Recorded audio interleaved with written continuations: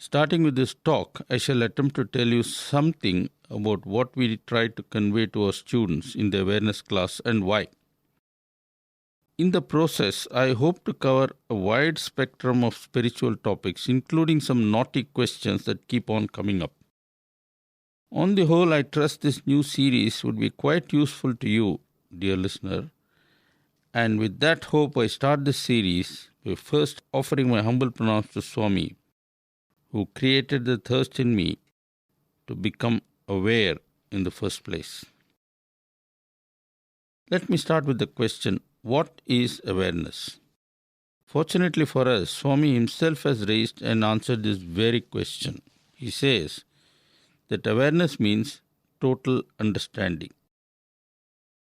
This now leads to a new question. What exactly is the meaning of total understanding? And the short answer to that is that total understanding means realizing that God is in everything, everywhere, all the time. If you want to be more practical, read that as Swami is in everything, everywhere, all the time. Okay, that is nice as a statement, but how do we actually experience this eternal omnipresence of God, and why do we have to do that? In this and the next several talks, this is the topic I shall try and explore in many different ways. Let me hasten to state that my talks will not end with just a discussion of omnipresence. They in turn would lead on to other topics, all of which would hopefully blend into a coherent series. In the process, I also hope that I would not only give you a broad overview of what we teach our students, but also why we do so and why the same lessons are important for everyone, everywhere. With that preamble, let me now get down to business. I am sure you will all agree with me that for a human being, action is inevitable. The individual has to keep on performing actions, many of them involuntary, like breathing, for example, and many others being consciously decided upon by the individual concerned. Okay, we agree that all of us have to act. Question now is, how do we act? Are there ground rules that must be observed? Are there do's and don'ts? To answer such questions, we must first consider how man relates to the entities and the environment in which he is embedded. This discussion is required because action always takes place in a particular setting and in a particular ambience. In our class, we discuss this question in many ways, one of them being via what we call the golden triangle.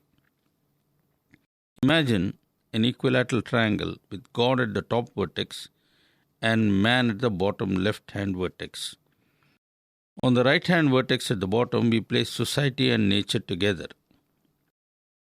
So we have this triangle, which I call the golden triangle. Let us now see how man relates to God on the one hand and to society as well as nature on the other. Typically, the individual functions in a disjointed manner. That is to say, when man thinks of God, he is not bothered about society. And when he deals with society, God does not enter into the picture. And when man relates to nature, God and society are usually not considered relevant. What I mean by this is the following. Let us say the man believes in God. This man therefore worships God, offers prayers, etc., etc. Basically, he wants to please God so that God would grant him all kinds of favors and shower grace on him and his family. Usually, that is where it all stops. And the man in question is not concerned about the welfare of others. Man seeking such favors from God is an age-old tradition, and Lord Krishna has commented that among the various types of devotees he has, the seeker of personal favors is a prominent type. Fine. Now let's follow this man who regularly worships God, etc., as he goes out into the world for doing business, plying his trade, or whatever. This is where problems start.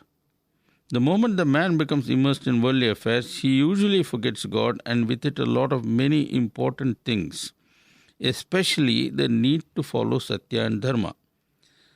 Thus it is that we find humans engaging in all kinds of questionable practices and abandoning values.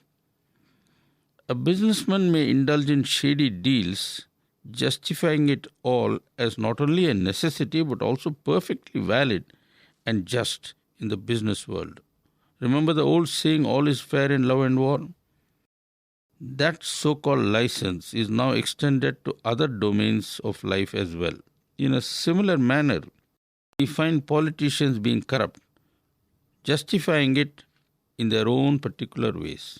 Likewise, many doctors become more concerned about their fees rather than about caring for patients, and so on it goes. These days, such deviationist behavior is so common that I really do not have to spell them all out in piteous detail. In a nutshell, there is in the behavior of most people a serious disconnect between the actions they perform and their intrinsic divine nature that Swami keeps on reminding us all the time about. In other words, there is a fracture of the golden triangle. Man forgets God not only in dealing with his fellow human beings but also in dealing with nature. Thus it is that we see wide-scale destruction and ravaging of the environment and the ecosystem. If individuals pollute in an innumerable number of ways, so do the big corporations. Only the scale on which they pollute is often massive. I will not right now discuss how and why man causes such extensive damage to the environment. Maybe that can be taken up later. For the moment, I just want to drive home this point.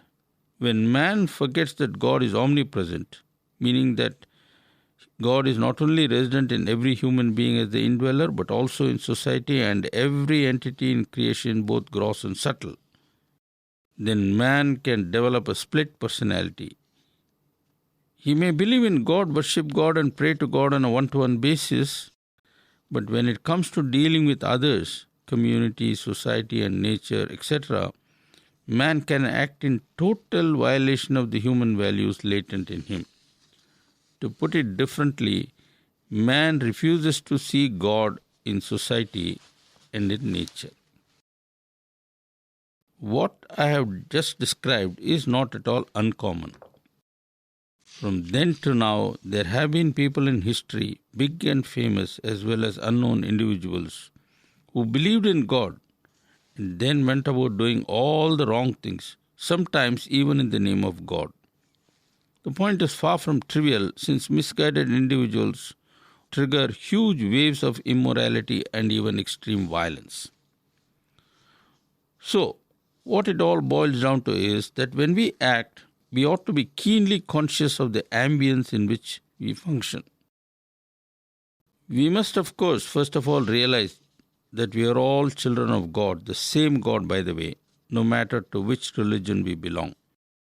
Next, we must realize that we live on a planet called the Earth, which is part of nature. All humans live on the same planet, but no one owns the planet. This is something we often forget. In fact, God is the owner of planet Earth, and He has most kindly allowed us to live on it free of charge. Do we ever pay rent to God? Think about it. And while allowing us to live, God has also most compassionately provided many services to go along with the free accommodation, such as air to breathe, water to drink, and sunlight to enable us to see. Notice incidentally that God does not keep the sun on for 24 hours in any one place, because we also have to sleep, and we sleep best when it is dark. You might contest my statement by saying that in the north and south poles the sun is not seen for many months at a time during certain parts of the year. That is indeed true, but then how many people live on the Antarctica anyway? So you have to consider that God has been very kind and considerate to us in numerous ways, and we just cannot afford to forget His presence in society on the one hand and in nature on the other. At this point, the question would certainly arise, what is the meaning of the statement that God is in society? How exactly is one supposed to see this God hiding in society? And finally, how exactly is one supposed to relate to God immanent in society? In a sense, this series would all be about finding answers to these various questions. While we shall explore the nuances as we go along, for a moment I perhaps should say the following. Let us start by agreeing that God is latent in each and every one of us, without exception. I know that some of you are shaking your heads and asking, how can that be true? How can one believe that God is present in a murder, for example? Yes, that's a good question, and we shall certainly tackle that later, I assure you. Meanwhile, please go along with me and accept, at least for the moment, that God is present in all without exception. Okay, if you agree to that, then you also got to agree that God is present in society also. For what is society but a collection of individuals? So we come to this important conclusion, namely that the individual and the society are like two sides of the same coin. If the individual is the microcosm, then society is the macrocosm. I would like to pause for a moment to stress two important things. The first is that I am not making up a story saying society is God. It is in fact Swami who has declared that to be so, adding that this concept goes back to Vedic times. In this context, he often chants a Vedic hymn that begins with the words Sahasrasirusha Purushaha. Explaining the meaning of these terms, Swami says that when the Vedas proclaim that God has 1,000 eyes, 2,000 feet, and so on, it does not mean that God is a grotesque figure with such strange physical features. It simply means that society is a macro manifestation of the individual, and that God is immanent in society the same way He is immanent also in the individual. It is for that reason one must serve society, for when we serve society with selfless love, we are in fact serving the Lord Himself. Hence popular sayings like hands that serve are holier than lips that pray, service to man is service to God, etc., etc. There is also another point that needs to be kept in mind in connection with the relationship between the individual and society. Everyone wants to live in a good society. That is to say, a society that provides all kinds of securities like life security, food security, job security, etc., etc. The dream for an ideal society is nothing new. In India, the concept of an ideal society goes back at least as far as the Ramayana, where the ideal society was called Ramrajya, where there was peace, no injustice, absolute fair play, rule of dharma. Note I am saying rule of dharma, not rule of law. This is an important point to which I hope to return later. In the West too, there has always been a dream of an ideal society, and the name given to it was utopia. The general belief is that utopia is an unattainable ideal. Swami says this is not true. If individuals living in a society lead disciplined and dharmic lives, society, which is nothing but the individual magnified to macro levels, would also be dharmic. Peace and tranquility may today seem like dreams, but barely 100 years ago, they were not so scarce as at present. I remember my brother recalling an interesting incident in his life around the early 70s of the 20th century. He had just spent 6 years working for a PhD degree in Chicago, and after earning that, he got a postdoctoral fellowship to work in the IBM laboratory near Zurich in Switzerland. So, off he flew from Chicago to Zurich with a PhD degree in his pocket, and after landing there, found a small room to stay in. This room was rented to him by a nice old Swiss lady, and everything was absolutely wonderful, and a marvelous change for my brother, so accustomed till then to the rather difficult conditions in the south side of Chicago where the university is located. After depositing his luggage, having a wash and so forth, my brother went out to find some place to eat. He was successful in his quest, had a meal, after which he walked around for a while admiring the beautiful scenery so different from what he was used to in Chicago. Altogether, it was a very pleasant start of life in Zurich, and he returned to his room absolutely delighted with his new surroundings. But when he entered, he got a big shock because his landlady was yelling at him. My brother was completely taken aback. He had spent hardly an hour in his room before going out, and he just could not see any reason for the landlady to get so mad at him. And even as he was groping for an answer, the landlady, in the midst of her outburst, told him why she was hopping mad. She asked in a fury, "What the devil do you mean by locking your room before going out? Do you think I'm a thief? Do you think I'm going to steal your lousy belongings?" And so on. My brother understood and was relieved. With a smile, he replied, "Ma'am, I am really sorry, but you must understand that I have come here straight from Chicago South Side, where I spent 6 years as a graduate student. The South Side is where the university is located. It's a notorious place with a criminal atmosphere. Hold-ups and break-ins take place all the time, and one cannot be too careful. You know, whenever I went out, I made sure I had only $2 in my pocket. If anybody tried to hold me up by pointing a gun or knife at me, a pretty common thing by the way, I would smile and give the person doing the stick up the $2 that I had, saying, 'Listen, buddy, I am a poor student from India. This is all I have. I am sorry I do not have more. India is not a rich country, you know.'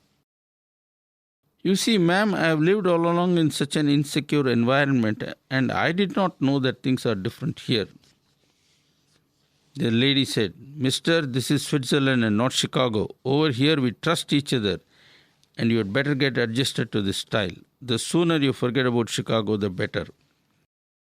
All this happened around 1971 or so, but today I am told things have changed in Switzerland also, and people there also have become acutely security conscious. What I am trying to drive at is issues like security, peace, tranquility, etc. relate in a very strong way to the manner in which the individual relates to the society as a whole. If there were micro-discipline, then there would automatically be a strong semblance of macro-discipline also. However, if the individual does not care about society, then there can be macro consequences as well. For example, if everyone throws trash out into the streets, then there could be all kinds of health hazards in that society as a whole. Let us remember that it is not merely individuals but also individual companies that can, pursuing their own profits and self-interest, cause any number of problems to society. For instance, portraying too much violence in the cinema and TV may earn profits for the producers, but it also helps to promote the growth of violence in society. In other words, it is only if individuals unfailingly follow dharma that security of various kinds that I listed earlier will prevail in society. It's all very simple really. When individuals follow discipline, discipline also prevails in society because society is nothing but the macro of the micro. I mean, can we have a healthy body if most of the cells are cancerous? One cannot say let the body be healthy, then the cells would be automatically normal. This kind of argument does not work. Whether we like it or not, the game really starts with the individual, and hence the need for each individual to have the right perspective with respect to both society and nature. There is also a strong connection between the action of individuals and the ecosystem. In the poor countries, the impact occurs in one way, while in the rich countries, it happens in a different way. For instance, in poor countries, farmers may overgraze and cause havoc to the land. Such desertification can and will affect the weather both locally and globally. Similarly, excessive burning of fossil fuels in rich countries is now threatening to cause warming of the weather globally. What I am driving at is the following. Thanks to technology on the one hand and enormous growth of population on the other, individuals, companies, industries, etc. can cause large-scale impact to both society and the ecosystem. Such impact starts with undesirable thoughts that arise in the mind, and that happens when the individuals break the golden triangle. That is to say, There is a disconnect between the way the individual relates to God on the one hand and the manner in which individuals relate to society as well as nature on the other. This is where Swami's teachings come into the picture. Speaking during the 5th convocation of his university, Swami said that higher learning does not mean advanced courses in physics, computer science, etc. Yes, Swami's institute does offer advanced degrees in various subjects, but that is not the true meaning of higher learning.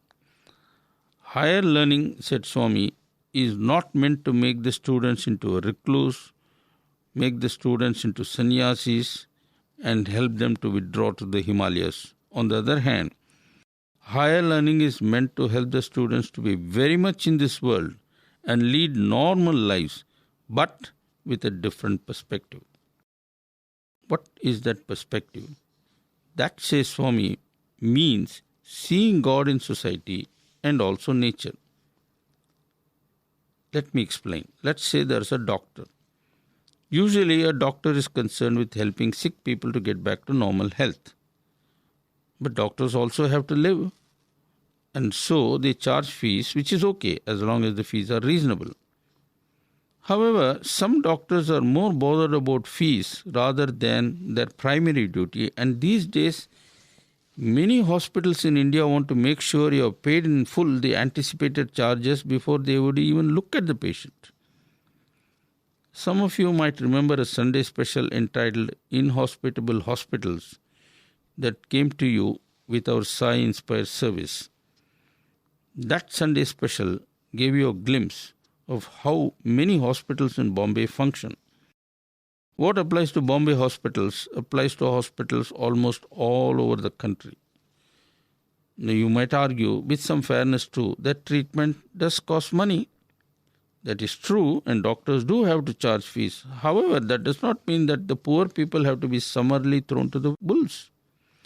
Every consulting physician, for example, could set apart one day in the week when he sees poor patients who cannot afford consultation charges. To the extent possible, he could also give medicines based on the free samples he always gets from pharma companies. There are many variations of this theme. For example, in Swami's General Hospital in Bangalore, most of the doctors who do OPD work are city doctors who work once a week in Swami's hospital on an honorary basis. Different doctors come on different days, and this way the doctors give something back to society. It is not doctors alone who can help. A lawyer, for example, can also help by taking on a few clients who are poor and need legal help. An upper middle class man can pay for the education of the son of the maid servant who works in his house. Money is not always required to do service. What is required is the spirit and the firm determination. And by the way, people who do such service to society often do so because of a call from within. Let me give you 2 examples, both of which I read about in our magazines. The first concerns an auto rickshaw driver in Bangalore. Let us start with this young man when he was about 25 or so. He was quite a rough chap, often given to violence and also petty crimes at times. His behavior was so bad that his parents often wished that he was never born. One fine day, something happened to this man, whose name I think was Raju. He saw a lot of suffering and injustice and became very angry that so many people were getting such a raw deal. Angry though he was, he realized that he could not set things right all by himself. He then decided that he could at least try and alleviate the suffering of a few. Thereafter, he began picking up people lying in the street and on the verge of death. He would bring these destitute people home, clean them up, give them food and care for them. He did all this with his earnings, which was not much. His parents were stunned by this amazing change in his attitude. But soon they found he was bothering them in a different way by bringing all kinds of sick people home. But Raju was determined to help. And when these people died, he gave them a decent funeral. It was not always that he brought home only old people. Soon the people whom he rescued ranged from small children to young women who had been abused, and so on. Later he managed to get some space where all these people could stay. Slowly the word spread, and Raju's efforts came to the notice of some NGOs who pitched in, and the activity snowballed. Slowly. My next example is that of a young man at that time 18. This man named Sridhar, if I can recall correctly his name, belonged to a middle-class family in Madras. He was afflicted with polio in his childhood, and that shattered his early life. No school, no play, no joy. And being handicapped, people also began to ignore him. And some did not even hide their dislike for this poor boy because they saw him as a burden. But Sridhar had spirit in him. He spent a lot of time listening to the BBC, and that made him pick up English, though he did not attend school. BBC came to know of this and gifted Sridhar with a good shortwave radio. I believe he also picked up German simply by listening to the radio. One fine day, Sridhar decided that he would help others and started teaching the son of the maidservant who worked in his house. Word spread, and soon other servants working in other houses on the street where Sridhar lived began to send their kids to Sridhar. Pleased with all this, some relatives gave him a wheelchair, which increased his mobility. Great spirit is often infective, and soon other boys in the neighborhood were so inspired by what Sridhar was doing. They started saying, "Look, if this boy who is handicapped can do so much, we ought to do more." And so they joined Sridhar and formed a club that made service its goal. There are many such wonderful stories, but unfortunately they do not make it to today's newspapers, which are mainly concerned with celebrities, sleaze, scandals, and violence. What these two stories teach us is that it's not money but the spirit of man that drives people to make the divine light shine from within. One need not complain about one's situation. Instead, one can look out and find how to help. That is what Swami says. See the other person as no different from yourself, and then you will feel that person's pain as your own. When that happens, you will not wait. You will just plunge into service. Loving and caring service. One thing that emerges from all that I have been saying is that the individual simply cannot conveniently isolate himself or herself from society as if nothing is owed. That is simply not true. As I often tell my students, think of an unfortunate country like Chad in Africa. This country is desperately poor, has no infrastructure, no service, etc. There are many countries in that same bracket. They are called failed states. Now imagine a young person in a badly failed state. Such a person would have no chance of a decent education, and even if he did somehow manage to get educated, say somewhere or the other, he would have a hard time getting a decent job. I recall a senior official of Microsoft once saying, "We recognize how much we owe to society. Without society and the educational establishments it supports, we would not have the engineers we hire. Without society, we would not have electric supply, road, airports, waterworks, hotels, etc., on all of which we depend so much for our work.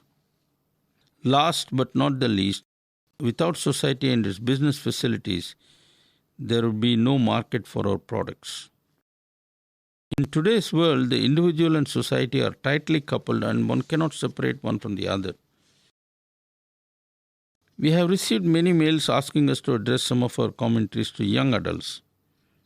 Actually, most of what we recommend applies equally well to all from the age of 7 to 17 to 70 plus. Nevertheless, since a special request has been made, I would now like to offer the following remarks, especially to young people. These are days when many people, young ones in particular, strongly believe that nothing must impede their freedom. This attitude has produced many unfortunate consequences, of which I would like to comment on just one: the neglect of elderly parents, especially when they cannot take care of themselves. Once upon a time, it was a norm for the sons to take care of their father and mother in their old age. But since World War II, that has changed, not only in the West, but also in the developing world, including India and China. In the affluent countries of the West, those who can afford retire to senior citizens' colonies where all the old people hang out together, so to say. The children are thus freed from the responsibility of attending to and physically taking care of their elderly parents when they are sick and helpless. Instead, their duty is now reduced to visiting their parents once in a while. If the parents become terminally ill, they are moved to a hospice. But what about countries like India and China? It's a very different ball game, especially where the middle class is concerned. It is very common for a young man after he gets married to find himself in a nutcracker grip. Duty pulls him one way, while his wife, who wants none of the chores of looking after the oldies, pulls him the other way. Thus, millions of old people are abandoned and the situation is miserable. In China, till recently, the state took care of the old, but now with the country having opted for a capitalist style of economy, the state has declared that the job of looking after old people must be done by their sons and daughters.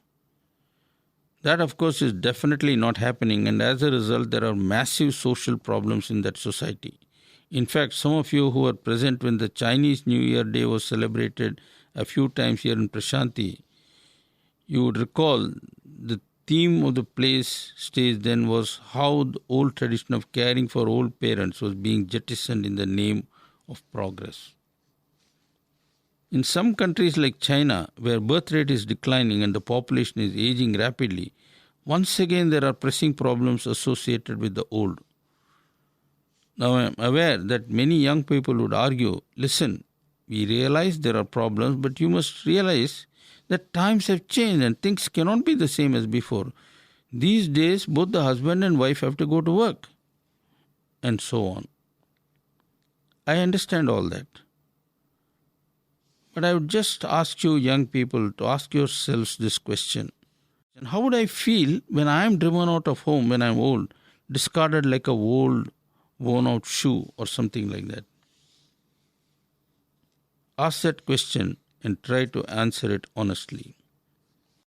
You see, lifestyle might have changed, but one thing has not changed and cannot change. The expectant mother still has to carry the baby for about 9 months, and the labor pain remains the same. After birth, the mother has to feed the baby at regular intervals, clean it up when needed, change diapers as required, etc. And by the way, almost all children learn the language they speak from their mothers. This applied then and applies today also, from tribal communities in the depth of Africa to educated communities in advanced countries. That is why the first language of every person is called the mother tongue. Microprocessors and spaceships have not changed the basics of motherhood in its essentials. That being the case, every child owes a lot to its mother.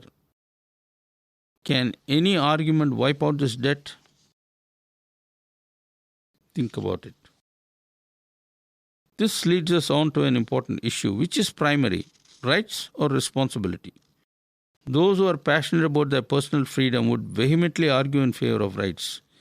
As against this, there is the traditional wisdom that stresses duty and responsibility over rights.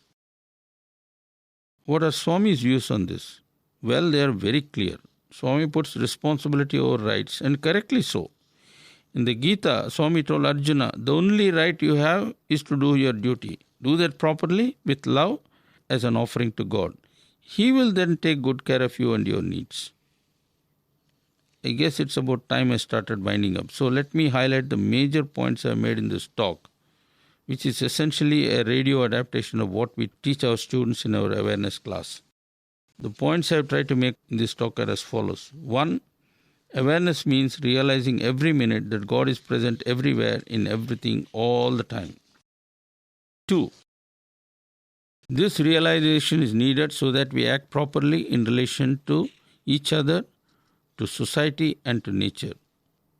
God is present in others, in society and in nature, and is watching us all the time. So we have to make sure we do not do anything that goes against God. 3. This teaching is well known, of course. However, people do not behave as if they know this teaching.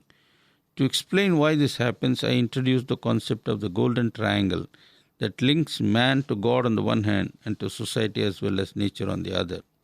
4. I then explained how, as a result of convenient factorization, man breaks up this triangle to worship God while at the same time going against him when he deals with society. If one cheats society, it's a betrayal of God, and no amount of personal worship would wipe out that treachery. 5. As Swami says, we are what we are because of society. Thus, we must start not by demanding our rights, but by recognizing our responsibilities. 6. In particular, young people have to appreciate the sacrifices made by their parents and take good care of them in their old age, instead of discarding them as objects that have served their purpose. If this one lesson is absorbed well by the youth of today, then millions and millions of parents would be saved from their present state of abandonment. I know there would be many questions, and I even know many of the questions that would be asked because our students have already asked them earlier. So don't worry. I shall deal with some of them later. But meanwhile, if you have some of your own questions, that is, please do not hesitate to write. As always, I can be reached via email at listener@radiosai.org. Radio Sai, by the way, is one word. I hope this opening talk in the present series was not too far off the mark. What do you think? Why don't you just let me know? God bless and Sai Ram.